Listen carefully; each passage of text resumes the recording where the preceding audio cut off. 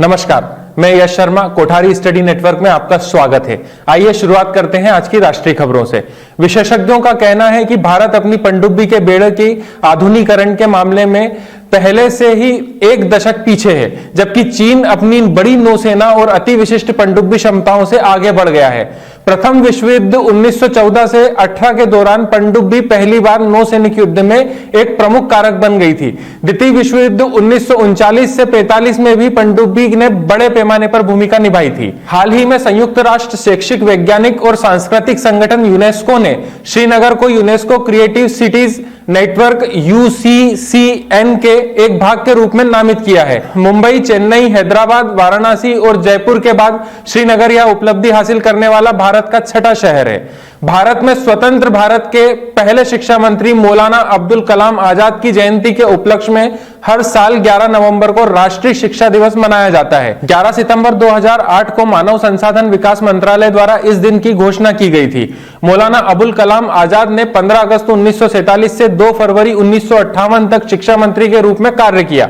आइए अब देखते हैं अंतर्राष्ट्रीय खबरें। हाल ही में 10 संगठनों के वैश्विक गठबंधन ने global resilience index initiative GRII launch किया है। संयुक्त राज्य अमेरिका USA एक सदस्य देश के रूप में अंतर्राष्ट्रीय सौर गठबंधन ISA में शामिल हो गया है। अमेरिका अब ISA के ढांचे में समझौते पर हस्ताक्षर करने वाला 101वां देश है। ग्लासगो में COP26 जलवायु शिखर सम्मेलन में जलवायु के लिए अमेरिका के विशेष राष्ट्रपति के दूत जॉन केरी द्वारा औपचारिक रूप से रूपरेखा समझौते पर हस्ताक्षर किए गए थे। यह दर्शाता है कि दुनिया भर के राष्ट्र सौर के आर्थिक और जलवायु शमन मूल्य के साथ साथ वैश्विक ऊर्जा संक्रमण के लिए उत्प्रेरक के रूप में ऊर्जा स्रोत की क्षमता को पहचान रहे हैं। आइए अब देखते हैं इकोनॉमी की खबरें। हाल ही में वाणिज्य और उद्योग मंत्रालय ने घोषणा की है कि वह वर्ष 2030 तक $1 ट्रिलियन अमेरिकी डॉलर के सेवा निर्यात लक्ष्य को प्राप्त करने की योजना पर काम कर रहा है। यह लक्ष्य भारत द्वारा पिछले वित्तीय वर्ष FY 2020 के निर्यात का लगभग 5 गुना है।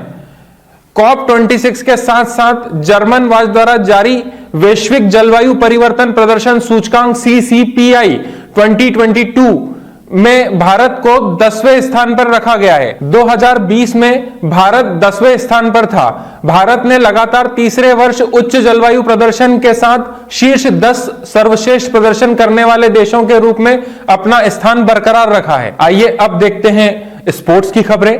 भारत ने 2 स्वर्ण, 2 रजत और 1 कांस्य सहित 5 पदकों के साथ उद्घाटन ISSF प्रेसिडेंट कप का समापन किया।